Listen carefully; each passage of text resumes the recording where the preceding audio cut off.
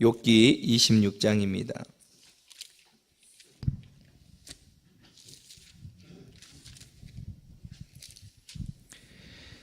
욥기 26장입니다. 욥이 대답하여 이르되 내가 힘없는 자를 참 잘도 도와주는구나. 기력 없는 팔을 참 잘도 구원하여 주는구나. 지혜 없는 자를 참 잘도 가르치는구나. 큰 지식을 참 잘도 자랑하는구나.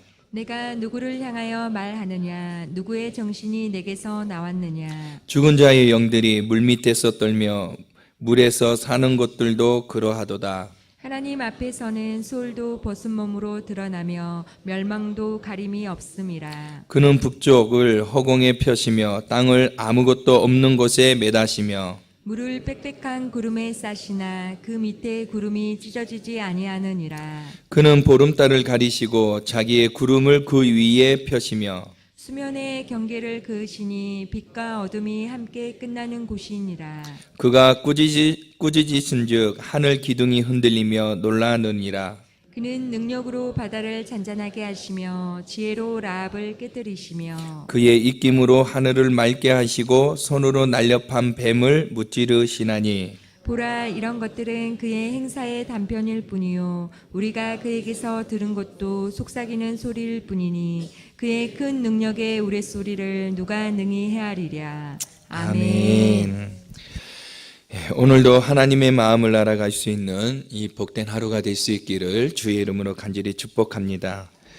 우리 어저께 본문에 보면 이제 빌답이 이제 욥에 대해서 이야기를 하면서 하나님의 그 놀라운 주권과 위엄 앞에서 인간은 미천한 인생일 뿐이다. 구더기고 벌레와 같은 인생이다라고 이야기를 했습니다. 이에 이 말을 듣고 오늘 본문에서 욥은 그 빌답에 대한 대답을 해주고 있는데요. 굉장히 불만도 많이 섞인 말과 함께 빌닷이 가지고 있는 그 지식이 얼마나 많은 한계를 드러내고 있는가를 보여주면서 한편으로는 또 인간의 그 무지함을 드러내고 있습니다. 1절에 보니까 욥이 빌답에게 대답하여 말을 하면서 2절과 4절에 이렇게 얘기하고 있지요. 그 말에 계속적으로 반복되는 내용의 단어가 있습니다. 참 잘도 도와주는구나. 참 잘도 구원하여 주는구나. 참 잘도 가르치는구나. 참 잘도 자랑하는구나. 참 이렇게 말을 계속적으로 같은 단어들을 반복하면서 참 너는 맥 빠진 소리만 하고 있어. 참 기운 빠진 소리만 하고 있구나. 이렇게 빌답에 대한 욥의 불만을 욥의 자신의 그 불만을 토로하고 있는 거죠. 그 빌답에 대한 이런 내용들에 대해서 그래 너 잘났어. 그래서 그 말들이 네가 하고 있는 이 말들이 나에게 뭘 어쩌겠다는 거지? 이런 이야기를 하고 있는 겁니다.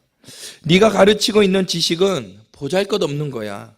그냥 너 자랑일 뿐이야. 지금 내가 처한 이 고난의 원인이 무엇인지 너가 이야기하고 있는 그 참 지혜로운 그런 유창한 말들은 작은 실마리조차 찾아내지 못하고 나에게 아무런 위로도 되지 못하고 있어 라고 이야기하고 있는 겁니다. 저는 이 본문을 보면서 묵상하면서요 저희 사역들을 이렇게 쭉 한번 살펴보았습니다. 지나온 20대 초반 멋모르고 사역에 뛰어들면서 지금까지 사역하는 시간을 쭉 보니까 한 20년 정도 이렇게 했던 것 같아요. 많은 성도들을 만나고 또 많은 학생들을 또 가르치면서 그간 제가 사역하고 또 상담하면서 이런 했던 일들이 행여 나에게 이런 빌답의 모습이 있지 않았는가 한번 돌아보게 되었습니다. 내가 알고 있는 성경적인 지식과 신앙의 경험들 그리고 목회의 경험들로 성도들의 가정을 신방할 때에 그냥 그들의 삶을 보지 못하고 경고망동하지 않았는지 이 말씀을 통해서 묵상하게 되더라고요. 내가 얼마나 그들의 삶을 안다고 마치 하나님이 되어서 하나님처럼 그들의 삶을 판단하고 답을 주려 했던 저의 이런 어떤 어리석음의 연약한 모습들을 보게 되었습니다. 여러분들은 어떻습니까?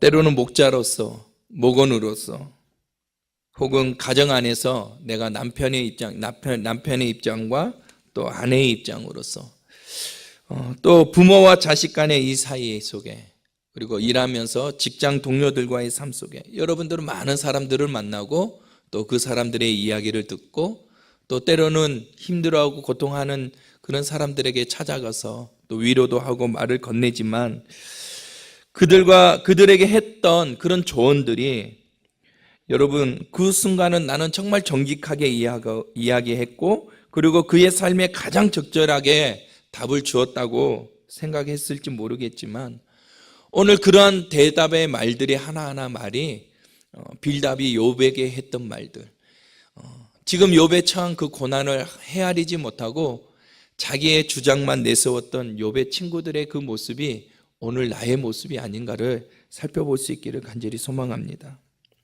하나님이 보실 때 어떤 모습일까요? 그렇게 자기 지식을 드러내고 자기 신앙을 드러내는 그 모습을 보면 하나님이 이들을 보실 때 어떻게 생각하실까요? 뿐만 아니라 상대방도 그 말을 그냥 아무 대꾸 없이 받아들인다고 해서 그 말을 듣고 이해하는 것이 아니죠. 때로는 어쩌면 속마음으로 그래 참 고마워 하지만 네 말은 내게 아무런 도움이 되지 않아. 아니 나와 상관이 없어. 나는 지금 그런 삶이 아니야. 네가 얘기하고 있는 그것 때문에 아니야. 난 그런 게 아니야 라고 말하고 있지 않겠습니까? 사랑하는 성도 여러분, 그렇습니다. 우리의 짧은 지혜로는 하나님께서 우리 인생 가운데 하시는 그 일들 하나하나를 다 측량할 수 없다라는 거죠. 우리가 가지는 경험적 한계가 있습니다. 삶에 대한 한계도 있고요. 공간과 시간적 한계를 우리는 인정할 수밖에 없다라는 거죠. 그러므로 우리는 억지로 위로하기보다 뭔가 답을 주려는 성급함보다는 공경에 처한 사람과 함께 공감할 수 있는 마음을 얻기를 주의 이름으로 간절히 축복합니다. 그리고 주변의 부서진 마음과 아픔을 호소하며 깨지고 상한 영혼들을 위로하고 그들에게 실제적인 도움을 줄 수 있는 이 말의 능력을 갖기를 기도할 수 있기를 간절히 소망합니다. 이 세상에는 정말 참된 위로와 상처받은 마음에 치유가 필요한 영혼들이 굉장히 많이 있습니다. 참된 회복의 능력을 필요하는 인생들도 참 많이 있지요. 그런데 이 이단들의 모습을 보면은 이런 것들을 참 잘하는 것 같아요. 참 위로도 많이 하고 마음의 치유라든가 또 그런 어떤 참된 회복을 필요하는 사람들에게 그런 어떤 모양적인 모습들은 이 이단들이 그런 인간의 삶에 갈급하고 그들이 원하는 것이 무엇인가 그런 부분들을 잘 찾아서 그런 그들의 답답한 마음들을 잘 긁어주는 것 같아요. 그래서 이단에 쉽게 빠져가고 쉽게 넘어가는 것 같습니다. 왜 그렇죠? 정작 참 진리를 가르쳐주고 사랑이 많다는 그 교회에서는 정통적인 교회에서는요 이런 경건의 능력들이 점점 사라져가고 있다는 거예요. 이런 것들이 얼마나 안타까운 마음이 드는지 모르겠습니다. 오히려 그런 정통적인 교회에서 이들의 삶을 더욱 악화시키는 불필요한 말들로 가득 차 있다는 거예요. 그냥 그들의 말만 딱 떼어서 들어보면은 정말 은혜스러운 말이고 다 맞는 말이에요. 그런데 그 사람에게는 상처가 되고 오해가 되는 말들이 많다라는 거죠. 그래서 말로 인해서 상처받고 말로 인해서 오해가 돼서 교회를 떠나는 성도들이 이 부분을 잘 아는 이단의 사람들이 뭐예요? 찾아가서 뭐 해줍니까? 같이 공감해 주는 거죠. 그래, 그 집사님이 잘못했네, 못했네 막 이렇게 공감해 주고 담임 목사님 같이 흉보고 교회 흉보고 그러면서 뭡니까? 그들이 가지고 있는 성경 진리를 가지고 와서 공부를 가르치지요. 그들만의 아는 진리의 성경책을 마치 필요한 부분만 딱 뽑아가지고 성경 풀이를 해줍니다. 그러면서 야, 내가 지금까지 신앙생활하면서 이렇게 성경풀이 해본 교회는 처음 느껴봐. 뭔가 성경의 눈이 열리는 것 같아. 이렇게 하면서 성경 공부를 6개월, 1년 하면 그들의 세계에 빠져들게 돼요. 그러면 이제 그들이 이제 제자 훈련을 하게 돼요. 우리 교회처럼 양육을 하게 됩니다. 자신의 사람으로 만들어 가게 되고 자신의 그때부터 교리를 알게 되고 가르쳐 주기 시작합니다. 이러면은요, 6개월 이상 딱 빠져들면은 신천지에 빠져드는 사람들, 공부에 빠지는 사람들요, 못 배워 나옵니다. 이렇게 이단들은 유혹을 하고 있다라는 거죠. 신앙 얘기라고 해서, 경건한 얘기라고 해서 모든 것이 은혜가 되고 회개의 열매가 맺어지는 것이 아니라는 사실입니다. 오늘 우리가 구해야 할 기도가 바로 이사야 50장 4절의 말씀이 아닐까 생각이 됩니다. 이사야 50장 4절에 보면 주 여호와께서 학자들의 혀를 내게 주사 나로 공고한 자를 말로 어떻게 도와줄 줄을 알게 하시고 나로 공고한 자를 뭐로요? 말로. 할렐루야. 그러니까 그 말에, 우리 말의 이 능력을 우리는 받아야 된다는 거예요. 말로 어떻게 도와줄 줄 알게 하시고 아침마다 깨우치시되 나의 길을 깨우치사. 무엇을 깨우치사? 나의 길. 들을 마음, 상처 입은 자들, 위로가 필요한 자들, 그들의 지금 마음에 호소하는 그 길을 하나님 내게 열어주셔서 정말 그들의 마음과 생각을 들을 수 있는 길을 나에게 달라고 지금 기도하고 있는 거죠.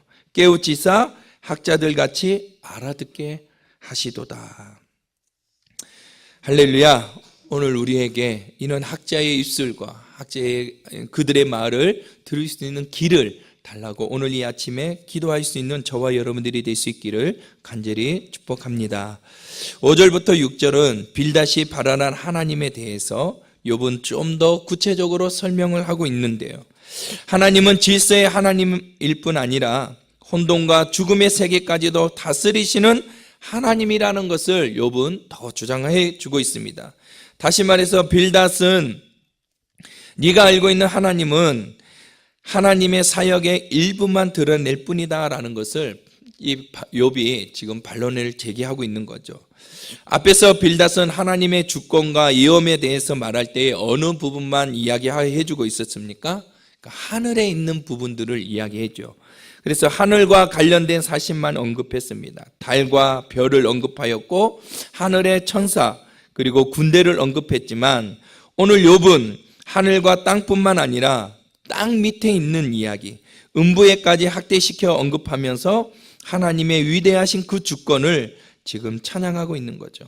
5절 보십시오. 죽은 자들의 영들이 물밑에서 떨며 물에서 사는 것들도 그러하도다. 하나님 앞에서는 수월도 벗은 몸으로 드러나며 멸망도 가림이 없음이라. 이게 6절에 하나님의 그 무소부재하심과 그의 위헌스러운 통치가 지금 어디까지 지금 내려가고 있지요? 스올까지 내려가는 거죠. 그 스올도 벗은 몸으로 드러나고 있다는 거예요. 하나님의 그 위엄과 그 주권 앞에서 죽은 자들이 머무는 그 스올, 지옥에, 거기에도 뭐예요? 하나님의 주권이 미치고 있다라는 것을 욥은 이야기하고 있습니다. 다시 말해서 하나님의 이 주권은 죽음의 세계도 하나님의 시선과 주권에서 벗어날 수 없다라는 것을 이야기하고 있는 거죠. 이 죽음의 사망 권세가 하나님께서 그것도 뭐예요? 다스린다라고 이야기하고 있는 겁니다. 여러분, 우리 인생에 생사하복이 누구에게 있습니까? 하나님께 있음을 여러분 믿으시기를 바랍니다. 시편 139편에 보면 주께서 내가 앉고 일어섬을 아시고 멀리서도 나의 생각을 밝게 하시오며 나의 모든 길과 내가 눕는 것을 살펴보셨으므로 나의 모든 행위를 익히 아시오니 여호와여 내 혀의 말을 알지 못하는 것이 하나도 없습니다. 할렐루야. 그러니까 하나님께서 우리가 말하고 있는 것뿐만 아니라 내가 말하지도 아니하고 있는 마음속에 품고 있는 그 생각까지도 하나님이 뭐예요? 알고 계신다라는 거예요. 그러므로 우리는 하나님의 주권과 통치를 인정하고 빨리 그분 앞에 무릎 꿇고 순종하며 믿음의 길을 걷는 것이 축복의 길이요 생명의 길이라는 사실을 믿으시기를 바랍니다. 9절과 14절의 내용은 창조 속에 나타난 하나님의 능력에 대해서 이야기를 해주고 있습니다. 여기서 우리가 알 수 있는 것은 하나님의 권능은 너무도 광대하고 크시다라는 거예요. 오늘 아까 우리가 304장을 찬송했던 것처럼 이렇게 하나님을 찬양하고 있죠. 하늘을 두루마리 삼고 바다를 먹물 삼아도 한없는 하나님의 사랑 뭐할 수 없도다? 다 기록할 수 없도다. 8절에서는 욥이 고백하기를 물을 빽빽한 구름에 싸시니 찢어지지 아니한다라는 표현을 하고 있습니다. 이 고백은 하나님께서 자연의 질서를 운행하시는 그 섭리 가운데 절대 실수하지 않으시며 가장 적절한 때에 비를 내려주시는 분이 하나님이시다라는 것을 고백하고 있는 겁니다. 이러한 욥의 고백은 에레미야를 통해서도 나타나고 있는데요. 에레미야 5장 24절에 보면 우리에게 이른 비와 늦은 비를 때를 따라 주시며 우리를 위하여 추수 기한을 정하시는 우리 하나님 여호와, 때를 따라 그리고 기한을 정해 주시는 하나님에 대해서 찬양합니다. 또한 요엘서 2장 23절에 보면 그러므로 시온의 백성들아 기뻐하여라, 너희 하나님 여호와 앞에서 즐거워하여라. 그분은 의로운 일을 하시며 너희에게 비를 내려주실 것이다. 옛날처럼 너희에게 이른 비와 늦은 비를 내려주실 것이다. 시온의 백성들에게 찬양해야 할 이유, 기뻐해야 할 이유가 무엇입니까? 그들의 삶 속에서 즐거워해야 할 이유가 무엇이죠? 하나님께서는 우리에게 공의를 베풀어 주시면서 때에 따라서 무엇을 주신다고요? 비를 내려주시고 우리의 필요한 것을 따라서 옛날처럼 다시 회복시켜 주셔서 이른 비와 늦은 비를 우리에게 내려주신다고 이야기하고 있습니다. 그런데 우리가 여기서 더 주목해야 할 것은 지금 욥이 처해 있는 상황이 어떤 상황 가운데 속에서 이러한 고백을 하고 있느냐라는 것을 우리는 잘 살펴볼 필요가 있다는 거죠. 지금 욥은 인생의 밑바닥에서 온갖 고난과 고통을 겪으면서 고백을 하고 있다는 겁니다. 하나님의 성품에 대해서 때로는 의심할 수밖에 없는 상황이고 하나님의 계획과 섭리에 불신할 수밖에 없는 상황 속에서 지금 욥은 뭐 하고 있다고요? 하나님의 신실하시고 그 진실하심을 찬양하고 있다는 사실입니다. 사랑하는 성도 여러분, 송명의 시 가운데에 이런 찬양이 있습니다.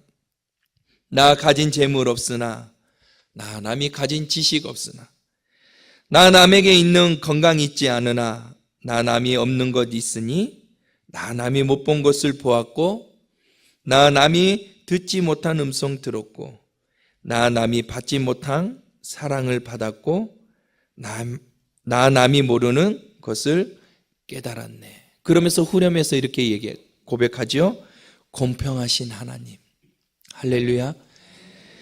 나 남이 가진 건 난 없지만 공평하신 하나님이 나 남이 없는 것 갖게 하셨다. 이 찬양을 하고 있습니다. 여러분, 이 송명의 시인이 이 찬양의 가사를 썼을 때에 어떤 상황인 거죠? 어떤 삶의 자리에서 지금 이런 고백, 공평하신 이 하나님을 찬양하고 있는 것입니까?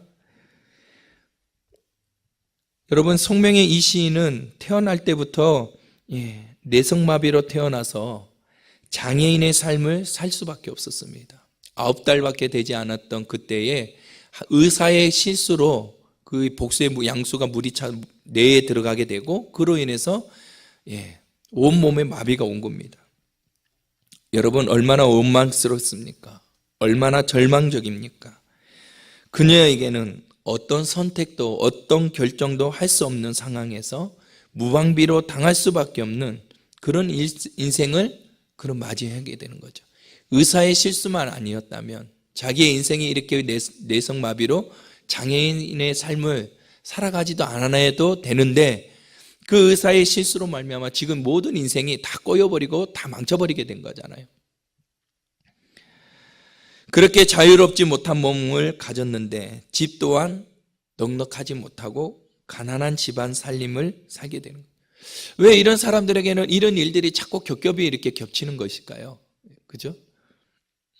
여러 가지 자신을 억누르는 환경들이 날마다 죽음의 자리로 이끌어 갔습니다. 그러던 중 17세의 방황과 설레이던 가슴으로 그는 하나님을 만나게 되었고 그 가운데 바로 오늘의 이 찬양을, 이 시를 하나님께 고백하면서 공평하신 하나님, 그 공평하신 하나님을 찬양하게 되었다고 합니다. 사랑하는 성도 여러분, 오늘 여러분은 어떤 하나님을 찬양하고 있습니까?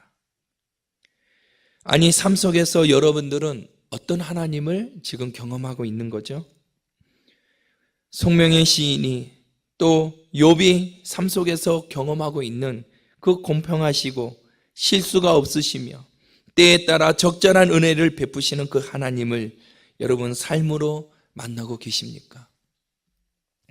그냥 기도할 때만 고백하는 하나님이 아니라 예배 때만 인정하고 삶 속에서는 의심하고 원망하며 불평하는 것이 아니라 정말 예수 그리스도를 통해 주어지는 공평하신 하나님의 은혜를 찬양하며 살아갈 수 있는 그런 복된 성도들이 될 수 있기를 주님의 이름으로 축복합니다. 우리 마지막 14절을 같이 읽어보겠습니다. 시작. 보라, 이런 것들은 그의 행사의 단편일 뿐이요 우리가 그들에게서 들은 것도 속삭이는 소리일 뿐이니 그의 능력의 우레소리를 누가 능히 헤아리냐. 아멘. 여러분, 고난이 올 때에 이것이 끝이다, 인생의 끝이야, 이젠 다 끝났어, 이건 누구의 속삭임이죠? 누구의 속삭임입니까? 사단이 우리에게 주는 거예요. 절망적인 거 누가 가져다 주는 마음이죠? 오늘 욥이 이야기합니다. 이건 끝이 아니라 시작에 불과하다라는 거죠. 이제 시작인 거죠. 누구의 시작입니까? 하나님의 능력이 오늘 나를 통해서 역사하시는 하나님의 은혜가 오늘 지금 이 자리에서 이제 일하기 시작하는 시작이다라는 거죠. 우리가 그런 눈을 가질 수 있기를 간절히 소망합니다. 욥과 친구들의 논쟁을 우리가 지금까지 들어본 바로는 아직까지 하나님께서는 시작도 하지 않으셨는데 자기들끼리 뭐하고 있어요? 콩나라 판나라 하고 있는 거죠. 하나님께서 이들을 보면 얼마나 호들갑 떨고 있는가. 아직 시작도 안 했는데, 아직 하나님은 그 일에 대해서 관여하지 않았는데 그냥 뭐예요? 그래, 사단에게 지금 허락하고 있는 거잖아요. 마귀가 와서 자꾸 욥에 대해서 이렇게 저렇게 얘기하니까 그래, 한번 해봐라. 그러나 욥은 그렇지 않겠다. 그 생명만은 해하지 말라고 하나님 말씀하면서 그냥 하나님은 아무것도 하지 않고 사단이 지금 하는 대로 내버려두고 있는 가운데 있잖아요. 그죠? 그런데 지금 그들은 그 하나님에 대해서 자꾸 뭐라 이야기하고 있는 거죠. 자기 주장만 드러내고 있는 거죠. 우리는 성경의 역사뿐만 아니라 믿음의 선진들과 신앙으로 일어선 사람들의 간증을 들어보면 가장 비극적인 순간에 처할 때 하나님의 능력을 믿었고 그를 신뢰하면서 호들갑 떠는 삶을 살아가는 것이 아니라 묵묵히 기다리며 인내하면서 승리하는 삶을 살았다라는 거예요. 할렐루야. 여러분, 그렇습니다. 이제 정말 끝이라고 생각할 때에 하나님은 그 순간 일하기 시작하는 때임을 기억하시기 바랍니다. 당신의 일을 행하시는 줄 믿습니다. 새로운 일을 하시는 줄 믿습니다. 우리의 삶을 이제는 역전의 삶으로 이끌어 가시는 분이심을 믿으시기를 바랍니다. 오늘 그 하나님을 찬양하고 그 하나님을 만나는 복된 하루가 될 수 있기를 주의 이름으로 축복합니다. 기도하겠습니다. 사랑이 많으신 아버지 하나님, 오늘도 우리의 연약함을 주님께 고백합니다. 주님, 우리가 말로 그냥 아버지 하나님 앞뒤 재지 않고 그 사람의 처한 공경을 아버지 하나님 우리가 이해하지 못하고 돌아보지 못하고 섣불리 우리가 아버지 하나님 판단하지 않도록 도와주시옵소서. 하나님, 오늘도 우리에게 학자의 입술을 주시고 또 하나님 이 땅에 살아가고 있는 고통하는 사람들의 소리를 들을 수 있는 길을 우리에게 허락하여 주셔서 정말 그들에게 가장 필요한 하나님의 그 마음을 전달할 수 있는 우리의 입술이 될 수 있도록 축복하여 주시옵소서. 우리의 삶 가운데 속에 정말 어려운 환경과 공경 가운데 말할 수 없는 탄식으로 우리가 삶을 살아가고 있습니까? 주님, 인생의 끝이 아니라 이제 거기서부터 하나님의 은혜가 시작됨을 우리가 믿고 인생의 삶 가운데 호들갑 떨지 않고 묵묵히 묵상하며 인내하며 기다리며 하나님 믿음의 길, 순종의 길을 걸어갈 수 있는 저희들이 될 수 있도록 인도하여 주시옵소서. 오늘도 잠잠히 우리의 인생 가운데 찾아와 주셔서 역사하시는 하나님을 바라보며 오늘도 우리의 인생을 역전의 인생으로 이끌어 가시는 하나님을 찬양하며 예배하며 살아갈 수 있도록 축복하여 주시옵소서. 오늘도 하나님 앞에 드려지는 1,000번째의 예물을 주님께서 기뻐 받아주시고 또한 감사 예물을 하나님께서 그 감사의 모든 기도 제목들을 하나님께서 받아주시옵소서. 성경에 약속된 그 모든 축복을 하나님 그들의 인생의 삶 가운데 받아 누리며 살아갈 수 있도록 역사하여 주옵소서. 하늘의 신령한 복을 받아 누리며 이 땅의 기름진 복을 누리며 살아가며 하나님을 찬양하고 예배하는 삶을 살아가도록 축복하여 주옵소서. 감사드리며 예수님의 이름으로 간절히 축복하며 기도드립니다. 아멘.